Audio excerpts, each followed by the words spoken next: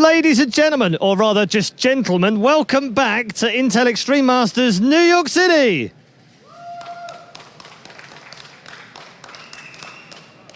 So it's a good effort, Carmack. It's a good effort. We have, of course, lost our crowd because they've had to go home. We're running very late this evening here at Comic-Con, so no crowd. But we are going to bring you the final game of the day. It's a Group D matchup. Let's just check with the bracket first before we get any further in and update you on all of the results so far. As you can see on the screen, Revival going down 2-0 to San and SOS winning 2-0 in our last match against Huck. And now we have our final game of the day, ladies and gentlemen. Sorry, gentlemen in the front row, please make some noise for San and SOS.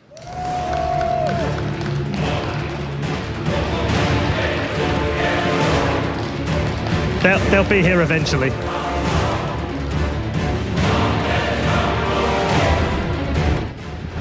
Okay, they'll be here, I promise, they will be here. But for now, let's go over to our commentary team who will bring you this last game of Group D. It's late. Welcome, ladies and gentlemen, to the last match that we have here tonight for the Intel Extreme Masters New York. I'll be bringing you this last game. I'm Nathanius. I'm hiding as well. With me is Todd. We are here, and we are ready to bring you this this series. This should be a good one. Another PvP to wrap things up, Todd. Well, back to the beginning. Back to WCS Europe. I'm pretty happy I get to cast some PvPs. We started the day with some ZVZ, actually, if I remember correctly. Decent bit of mirrors. No TVT, not that many Terrans playing in this tournament, but looks like... we got our players on the stage, finally.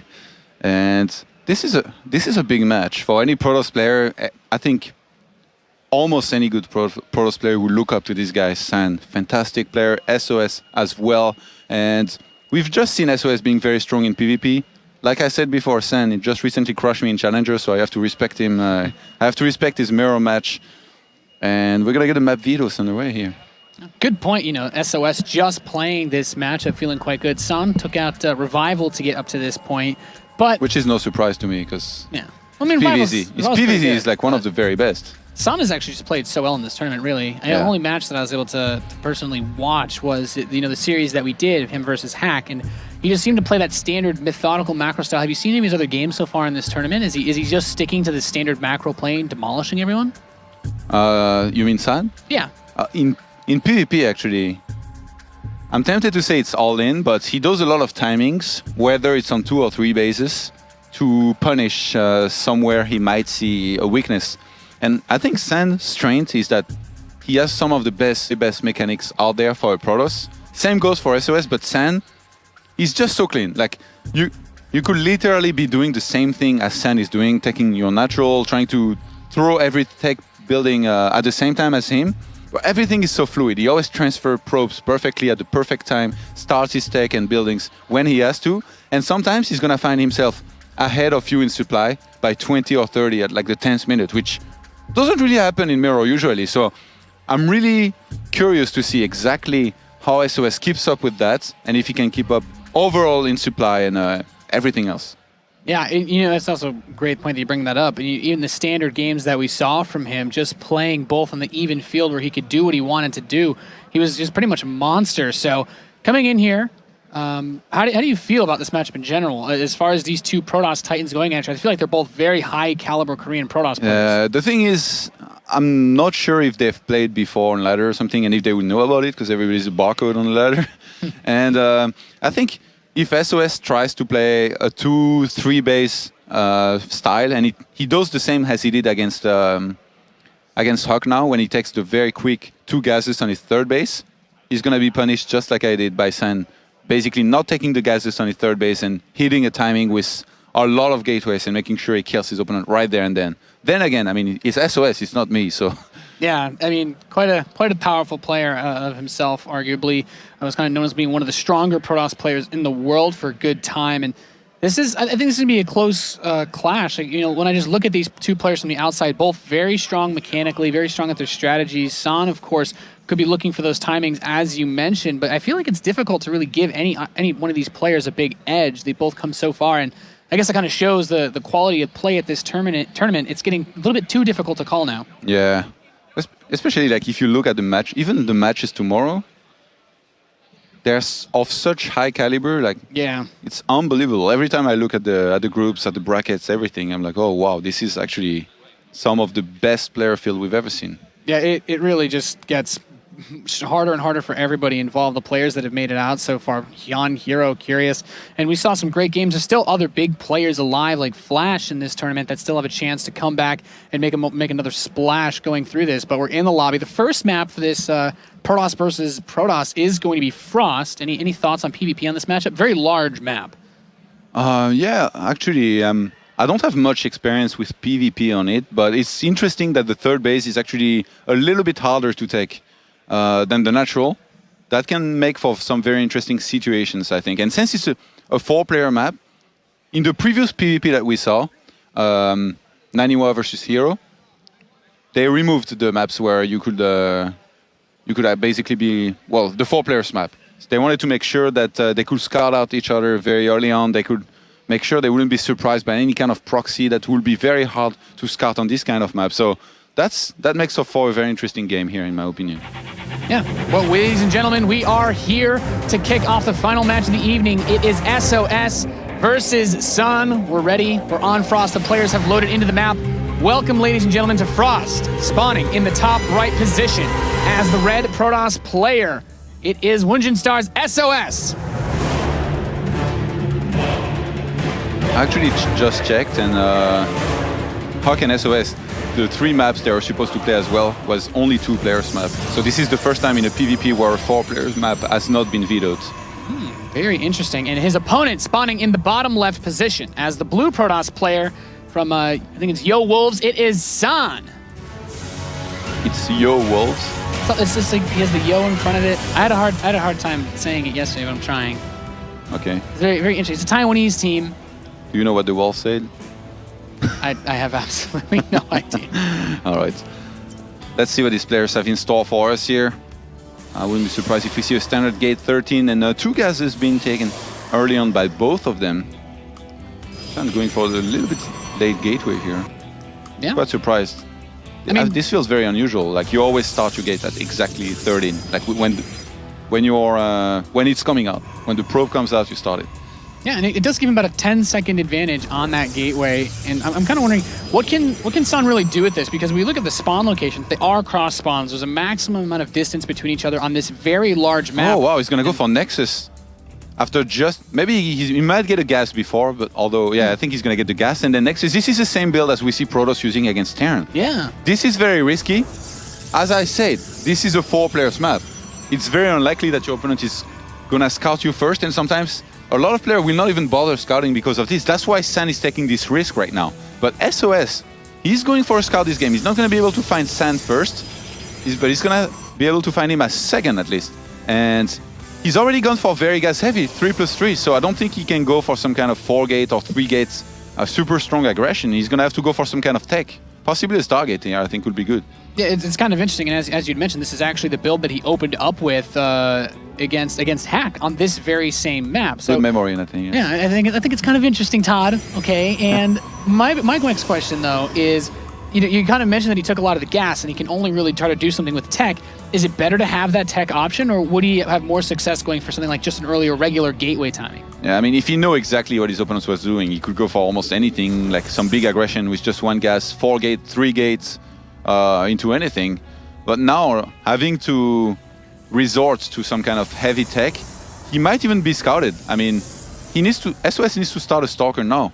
Okay, actually he's gonna have his Mothership Core, which he needs to leave at its ramp here, because if the Pro gets in there, this is huge for San. If he knows what he's facing, it's gonna be that much harder to stop it.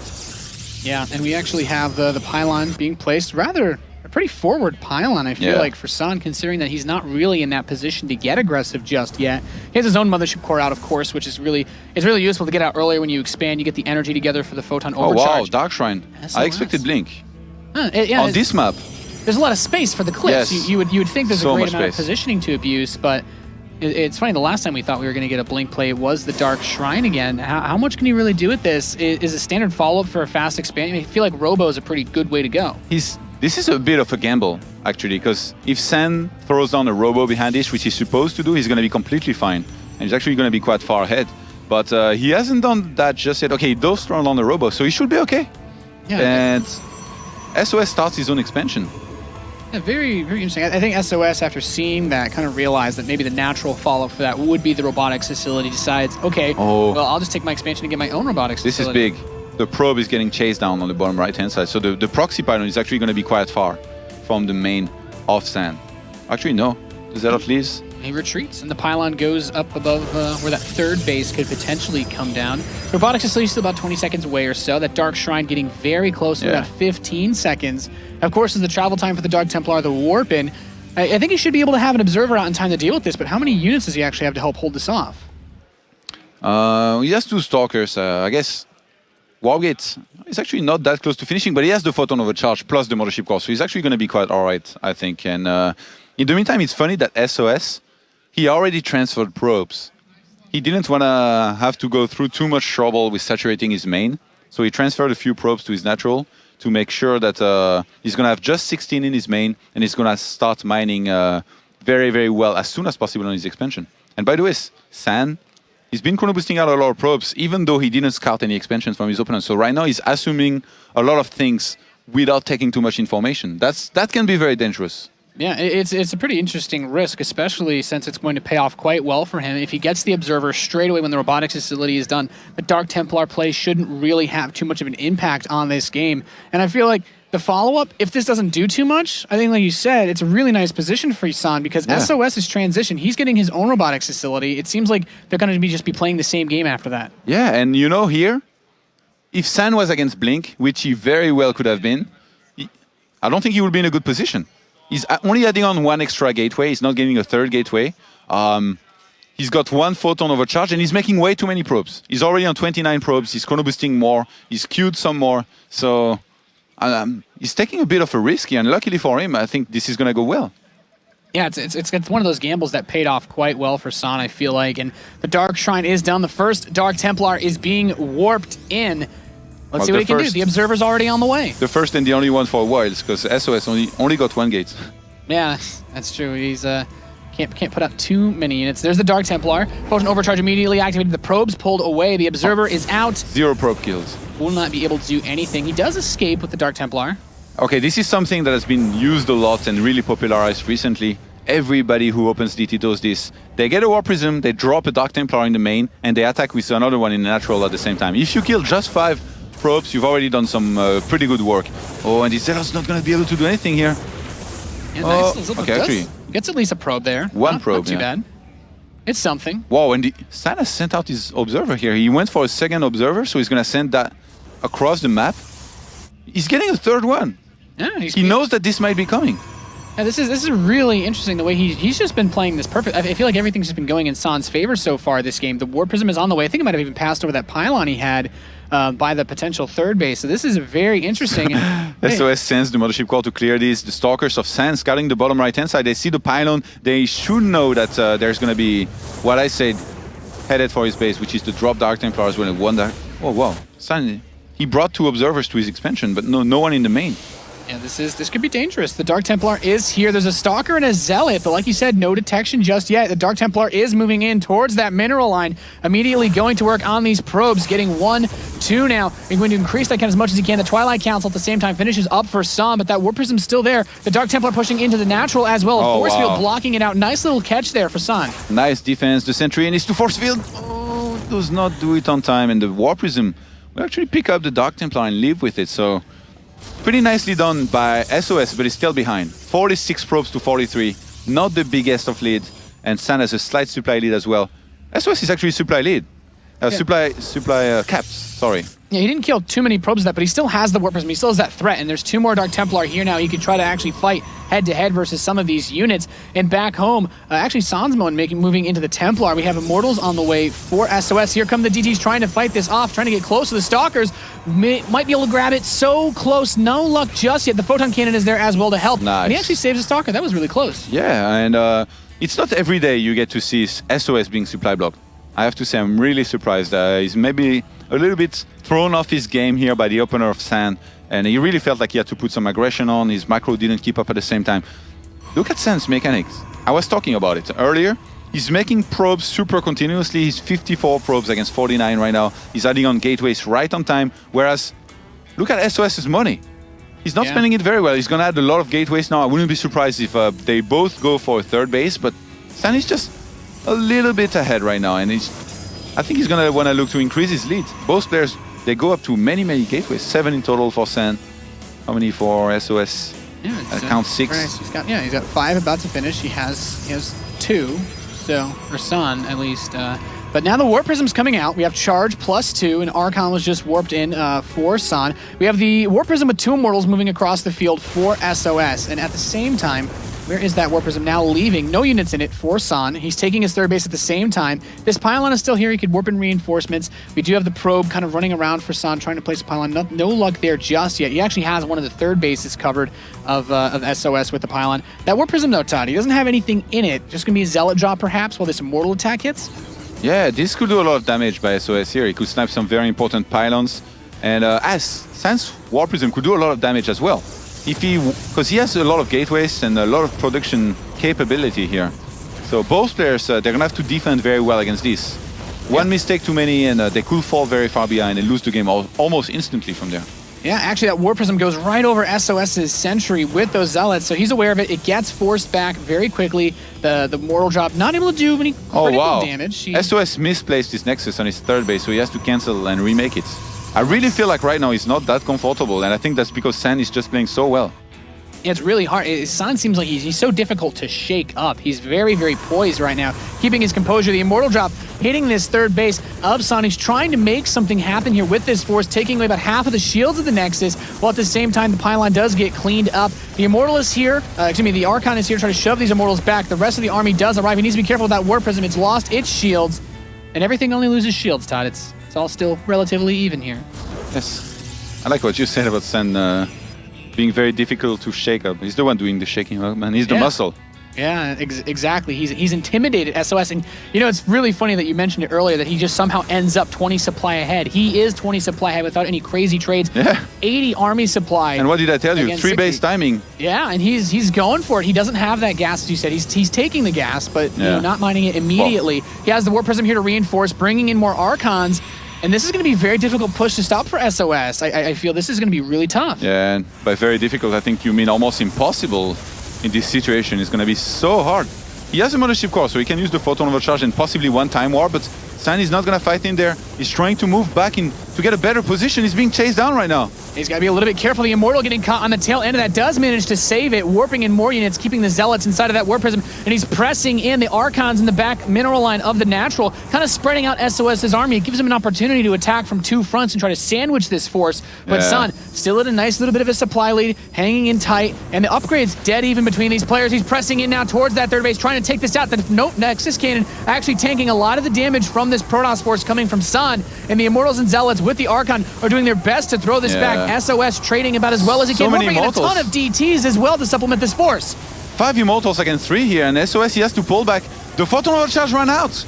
Yeah, there's so much firepower here for San. He's got a nice supply lead still. Tons of trades. The army supply, 56 to 28. He's almost doubling his opponent now, pressing in. The Immortal count so good, 6 versus 3, favoring San, and he's just blasting through this third base, warping in more additional units. Keeping that Warp Prism is so nice. Reinforcing, getting the additional Templar out is SOS. Doing the best that he can to hold on, but he's down 40 supply. This is such a difficult position to be in, Todd. Blasting through it. Couldn't have found a better word here. And San, I love the way he's moving around with his army. He's going to go for the natural now. And even if SOS comes back and defends here, SOS is going to suffer some economic damage. San is staying up the ramp now. This is so smart. Yeah, and he hasn't been harassed back at all this entire game. There's not even any pylons out on the map. He's pressing in, peeling Zealots off to that natural mineral line. I don't see any observer for San. Oh, did you get all the observers? I mean, the Dark Templar are definitely a big threat. Where are the observers?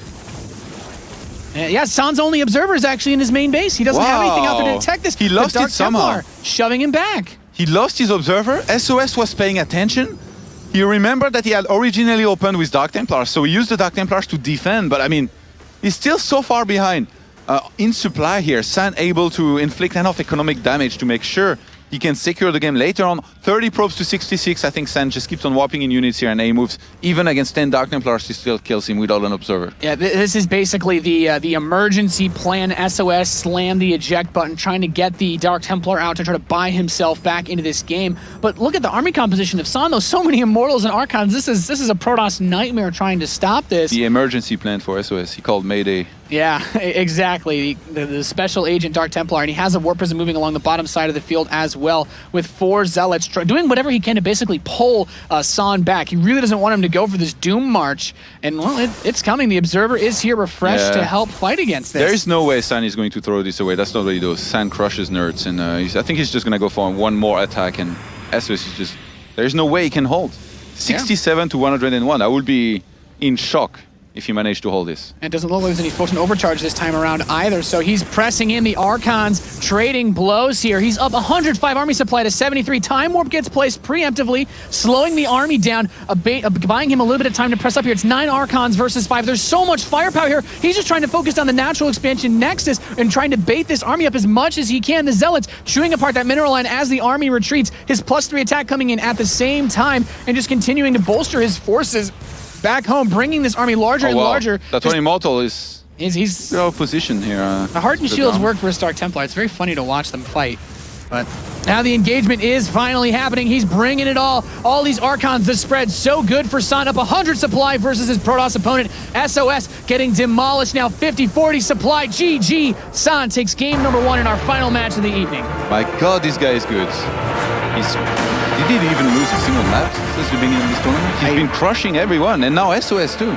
It's been disgusting, Tom. He's absolute. He doesn't. Are you sure that's the right word? Yeah, it's disgusting. Have you been hanging out with disgusting Stefano? how clean his play is, really, because he's completely untouchable from the early aggression. He played incredibly greedy, and to his credit, SOS didn't necessarily do the most punishing opener towards that style. You oftentimes get the fast Nexus. You're most likely going to move into that robotics facility anyway to help with the Dark Templar. It was a bit of bad luck. Now we have a 2-player map, though, for game number 2. And I feel like this actually makes it a little bit easier for SOS to deal with any potential greedy play that San could bring out. Yeah, I like that SOS didn't overcommit to the Dark Templar. I mean, he was only 1 gate and 1 Dark Templar, but he didn't do any damage. And then with the Warp Prism, he did a little bit of damage, but not enough to bring him back in the course of this game, in the race against San, in the race to, I guess, some good supply. Yeah. San is always ahead in the race for having a lot of supply. Even when he opens Void Ray and then cancels crazy. and gets an Oracle. It's crazy you said that. He just ends up, it was just pure macro, no real trades. So he killed a couple, he killed a DT or 2. The DTs killed a few units, but at the end of the day, when it came time to fight, San just had a lead. And you had said it yourself, there was a little bit more of the resources banking for SOS. He couldn't spend them quite as well, getting supply blocked. San just plays so clean. It's really amazing, and I'm really wondering what SOS is going to do in this game and how greedy San will try to be on a much smaller map. Yeah, he definitely needs a better opener, and well, I guess it's not going to be a 4-player map, so he cannot really get tricked like he did. And I really like that San there doing something like this in the first game. Yeah, it's sometimes the biggest risks that give you the largest advantage. He had an army supply lead from so early on in that game, but we're counting down. We're loading the map now for game number 2. San, if he wins this game, he's in a great spot. And well, SOS, he's got to pull something out of his hat to come back here. But we are here, ladies and gentlemen, here ready for game number 2. It's time to jump into this. The Koreans, Protoss versus Protoss, SOS versus San. It's time to see who can keep their dreams alive in this tournament. Spawning in the bottom right position, the red Protoss player down 0-1 in this best of 3 from Team Wunjin Stars. It is SOS. He's going to need quite a bit to pull himself back here against his opponent, who has played cleaner than any product you can find in your kitchen. Spawning in the top left, it is from the Taiwanese team Yo Wolves. It is San. San's performance so far in this tournament: a walkover versus Destro, 2-0 versus Snoot, 2-0 versus Hack, 2-0 versus Revival, 2-0 versus SOS. No, wait, not yet. Oh, potentially, almost. This is definitely an uphill battle for SOS, which is really scary to think when you're talking about a player of SOS's caliber, and one of these Kespa Protoss players doing so well for themselves previously, and then all of a sudden you just walk in and San's like, no, just destroying this tournament completely. And I'm really wondering what he has in store for us this game, because already the gateway going down at a much more standard time, it looks like. He can't really be as greedy, can he? No, he cannot. And, you know, these games and seeing San perform this well in this tournament, it really makes me wonder, like, what is he doing so well that makes his mechanics so good? Like, he's been streaming a lot, and I wish I had been paying more attention. I didn't realize how good this guy is until now. Yeah, it's just really playing scary. so well. Also, funny that you mentioned, I actually recall he had been streaming a lot. I remember there was someone had posted about how he'd done an incredibly long session and then won a qualifier for something I can't remember. But it was really intense, especially considering how much players study each other. How can you study to prepare for someone that has this good mechanics? Yeah, you watch him play, you're like, oh god, this guy is doing everything right. How do I beat him? How do you beat good mechanics? You have to have better mechanics, Todd. I feel like you have to, there has to be another way. You have to pull out the most absurdly crazy build that your opponent has never seen to maybe give you a chance, which is, it kind of reminds me of how Flash couldn't win the mechanical battle versus Curious and just went for a full-out crazy style in the second game. Well, that game itself was completely crazy, but sometimes you just have to pull something else out that your opponent doesn't expect. Good points. But what do you do against San? He hasn't done any builds that leave him vulnerable to surprise plays like Dark Templar. The closest was the Blink, but on the map that big, it really didn't seem to be an option. I think getting a good build order leads would already be a good start, and by that I mean, for example, if your opponent opens Twilight Council, you open with a Robo. If he goes for a Robo, you open with a Stargate. You know the infamous rock, paper, scissors that Protoss can be sometimes. Although at this level, it does not always matter all that much. And SOS is open with 2 gateways here. He's going to be up against the Twilight Council. So if he goes for some kind of expansion and Robo, I think he might be okay. If he goes for a Stargate, he's not going to be in a good position. Remember in the good game, in the previous game, he wasn't fortunate either. Like he was up against someone that he scouted as second, so it was too late to react very, very well to the very quick expansion to punish it. He went for the Dark Templar that didn't do any damage. I mean, Dark Templar against an Observer on time is never going to be good news. So maybe we could see something just completely different in this game. And San is the one going for Dark Templars this time. Yeah, he's mixing it up, and I kind of like this. We have the 3 Stalker opening and into double Sentry actually out of SOS, so I'm kind of surprised he's not committing completely to that. There's the Probe actually completely unspotted for San moving towards the bottom right side of the map. This is so smart by San to do this with the Probe now. If you send it very early on the other side of the map, and you just start proxying Pylon, your opponent is almost always going to scout it on time. So if he sends it at this time and proxies a Pylon, his opponent is usually going to be either in his base or not paying attention to proxies at this time. And he's going to have to use the Photon Overcharge very early on here. Yeah, the Stalkers come in, not able to kill anything. Oh wow, the Probe sneaked into the main of SOS. He could proxy some Pylons there. Warp Gate is about to finish for SOS though.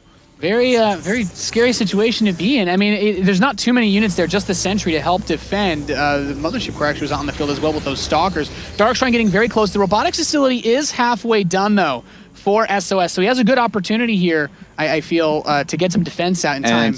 You know what's happened here? SOS pressured with his units and his Mothership Core. He saw there was only 1 Zealot, 1 Stalker, and 1 Mothership Core. He said, you know what? You're going DTs. You didn't spend any gas on anything, you didn't even make Stalkers to help defend against what I had. So I'm gonna go back to my ramp, I'm gonna make sure I can force field on time against your Dark Templar, but some of his units are actually out of position here. This 1 Stalker gonna start taking some damage. He's transferring probes, what is he doing? Yeah, he needs the force field to lock the Dark Templar out. He does get it, leaving a few of his units left behind. He locked his own units out. Yeah, he might be able to grab something here, but it is really nice because this is not an army size that San can use to deal critical damage with. But by SOS cutting his own army in half, it gives him more opportunity. Almost able to grab that Sentry. It looks like he wants to save the Dark Templar, but the Observer's there, gets picked off. He won't be able to save that. And we have the Forge and the Robotics Facility coming in for San. Yeah, and the situations are... The situations are reversed this game. SOS finds himself the one with the supply lead, the one with the quicker expansion, the one with the better tech with the Robo against the Dark Templars. If from there he just macros very well and does not let San catch up, there's gonna be a few timing that he's gonna be able to hit. Yeah, and I kind of like this because both players are going into a somewhat similar setup, but we already have an Immortal out for SOS. The expansions, probe count, very, very close. It doesn't seem that as far as the gaseous units go, there's a huge lead except for that earlier Immortal. Both players getting their forges together. I wonder if we'll see the same +1 attack upgrade come out of SOS, but how do you feel about this? The Phoenix comes into Scout. He confirms that they're both kind of doing the same thing at this point, and it feels like the shoe is on the other foot because the Dark Templar opening came from SOS last game. Yeah, I mean, SOS has a little bit more the initiative here rather than San. Well, he's only one walker ahead actually, but he has a slight supply lead. And with this army, I mean, he could choose to attack, he could choose to apply pressure with a War Prism in the main like we've seen before. He could choose to play very passive and just take a third. He's still just chrono boosting probes for the moment. Yeah, I don't know. I kind of like it. Robotics Bay is on the way. The Twilight Council is coming up for SOS. Kind of a nice thing, I guess, is that San doesn't have to worry about it for getting his additional upgrades together. But a Warp Prism as well for SOS. We're going to see him start to do a little bit of harass. He did go for a decent amount of Warp Prism play on the last map. Didn't get too much success with it. The Immortal drop didn't do much. The Zealot drops weren't able to get anything, or I guess his DT play in that game. But just a little bit of harass. Nothing serious happening. I'm a little bit surprised that San's going for Robobay. I think he wants to surprise his opponent with some Colossus play, possibly an all-in.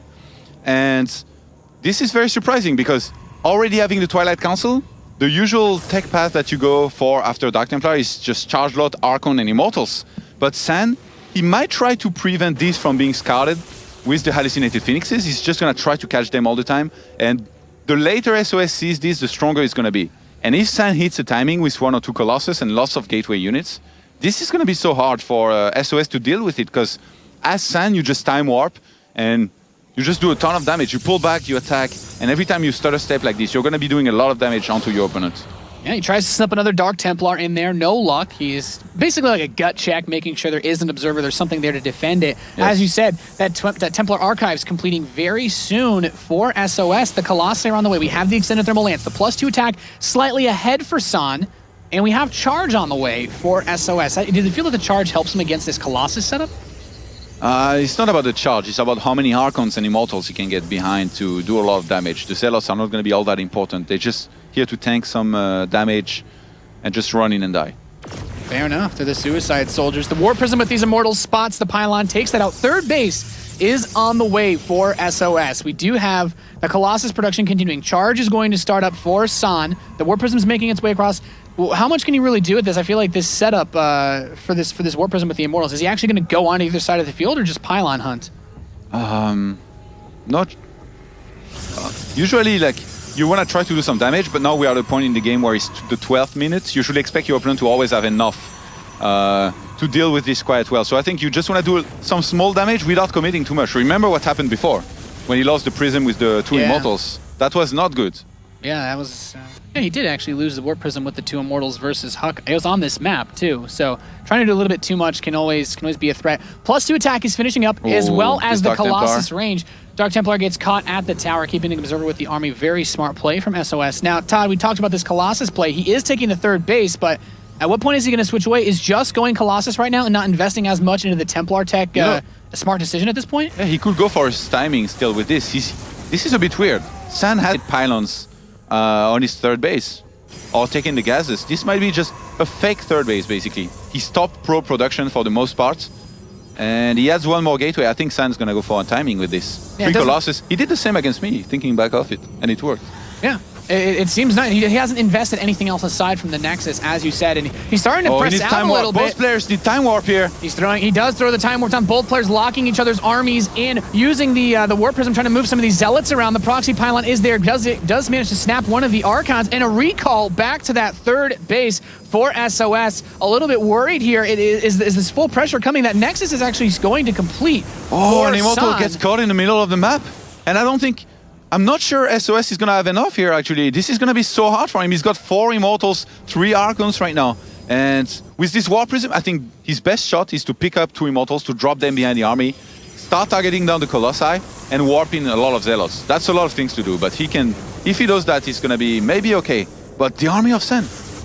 Yeah, those 3 Colossi, so much area of effect damage to spread out. There's the time warp trying to slow it down. He's getting into his position. Now, there's no Photon Overcharge, so it's a bit difficult to engage by this, I feel. He doesn't have that Nexus drawing the fire of the enemy to help tank the damage. He does step in, and he's getting to work on this Nexus. There's a couple Templar here trying to make a few more Archons before this attack fully commits. And behind this, he's actually saturated that third base. So San is still keeping his eyes open towards the potential of this game going on much longer. And he's getting ready. The Archon stepping up. The Time Warp drops on the army, bringing this Warp Prism forward, maybe trying to drop the Zealots on top of the Colossus, spreading out, or maybe causing the misfire and not get the true area of effect damage. But he's pushing in, warping in Zealots from the reverse side. The Immortals trying to get on top of these Colossi, not able to do as much damage as they want, but San still holding that supply lead. He's warped in more Zealots. He's retreating, actually picking up his Colossus in the Warp Prism, trying to hide it potentially. Does manage to take out some of SOS's forces, and a huge supply lead for San. And this is the high-level PvP that I've been craving to witness. I've talked about this a lot. If you go 3 Colossus like this, you use Time Warp very, very well. This is going to look like a completely different game than the lower-level players that just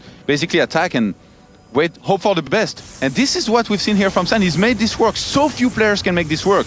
He's traded so well the whole time. His Colossus dealt so much damage to the entire army of SOS. He has no way of dealing with this. The best thing he could have done was pick up 2 Immortals, drop them behind, and warp in a lot of Zealots. I like the idea of dropping something, but I don't think that the Zealots was the right thing to drop to do enough damage. Yeah, and he's just continuing to poke away. I love how he keeps the Zealots on hold position so that they don't trigger the charge on the Nexus. He can keep them with his force, and now SOS, he's just shoving out further and further, trying to keep his opponent from destroying that third base. He's coming in now, looking to grab these units, but San continuously, he pokes him and then he just steps back. He's teasing him at this point. He has an army supply lead of 95 to 50, double his opponent, getting ready to push in, and I feel like San can he can choose whenever he wants to go in. He has his Mothership Core coming up once again to try to maybe get a Time Warp on this army, and with the perfect Time Warp, Todd, I feel like this is a situation where he might be able to close this out. Yeah. There it goes. The Immortals locked in place, bringing the Zealots on top of these Archons. One of the Colossi a bit stuck in the back, but he has the Warp Prism there, continuing to bring these units in, reinforcing throughout the fight. And even with one of these Colossi not fighting, he's going to continue to press through. Up 130 supply to 83 now, just continuing to break down SOS. GG, and San takes a 2-0 victory in the last series of the night. I did not expect this to happen in the second game. SOS had a slight lead, and San somehow, this is the first time that I've seen San play from behind. And I have to say, he's as good at it as playing from ahead.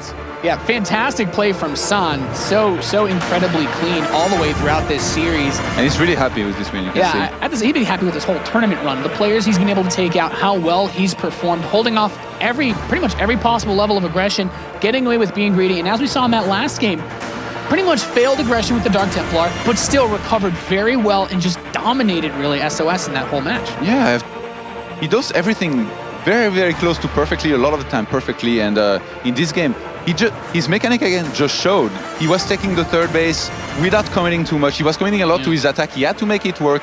He made it work. Time Warps plus 3 Colossus is very dangerous. He kept on pulling back after shooting every single time. He dealt a lot of damage, and he was forcing bad fights out of SOS every single time. SOS had to engage. He cannot just watch his third Nexus die, otherwise he loses. Yeah, and the only last thing I want to say about that game, just so impressed with how patient he was. There were so many times he could have tried to press into that third base. He kept waiting for his Warp Prism. He waited for the Mothership Core before he decided to take that final fight, and I think that was a huge part of how he was able to get that window to win. But it looks like we're pretty much wrapped up here. We're going to have Red Eye on the main stage with James to talk a little bit more before we finalize things, guys. Yes, thank you very much, and thank you to all of our commentary team today, and of course our observer in Feza as well, and all the guys backstage done a great job at bringing you all the action today live from New York City. As you probably have gathered, we've wound down today. All of the crowd have disappeared. They've gone home because Comic-Con actually shut about an hour ago, running a bit late. So thanks for tuning in. Thanks for staying with us. With Kalaris right now, let's just wrap up the day between us. It's been an interesting day. We've had some mediocre games, I think it would be fair to say, and we've had some pretty amazing games. I mean, the Flash Curious game sticks out like a sore thumb for me. Yeah, we've had some blinders. Obviously that, as well as State looking so close to defeating Flash overall in that series, it really, really could have gone his way. But when it comes to Curious versus Flash, I said it before, I'm becoming a little bit of a Curious CVT fanboy because he plays that matchup so well, even after that weird situation in the second game, still was able to play it out for that long and just play it so well. Yeah. Okay, let's take a look at the groups and show you exactly what's happened today. As we said, it has been an interesting day. The groups actually A through to D, we can show you who's qualified and who hasn't qualified yet, because we've actually lost 3 of the 4 players we expected to lose. There's still a game to go, which is Huck Revival, which you can see over on MLG right now. But Group A, Hyun already through. The playoff match will be between Life and Zest tomorrow. Group B, Hero straight through. Some didn't expect that, but Naniwa and Hack will play off for the final. That would be a rematch game, which Naniwa won the original 2-1. In Group C, it's Curious that goes through, and Flash and Don Regu. That's going to be an amazing game tomorrow. That'll be one of the first games streamed tomorrow. That'll be a playoff game. And then finally in Group D, San going through right at the end there. SOS will now play the winner of Huck and Revival. So from your point of view, Hyun, Hero, Curious and San, is that necessarily the 4 that you thought would top the groups? Over in Group A, B, and C, yeah, I think that, you know, looking at those guys, very impressive runs that they had here today, and just very impressive games in general. I do want to say, though, that the 4 matches that we have coming up tomorrow are amazingly good. Amazingly good. I was arguing with Todd, like, which ones I want to cast, and I kind of want to cast all of them, so it's difficult. Yeah, we might have to throw out some fisticuffs tomorrow just to work out who's going to cover what. That is the end of the day number 2 here at the Intel Extreme Masters in New York. So we're going to say goodbye and look forward to a fantastic day tomorrow. The playoff matches first, and then the best of 5 quarterfinals. Join us at 10:30 local time, 16:30 Central European Summer Time. We'll see you tomorrow.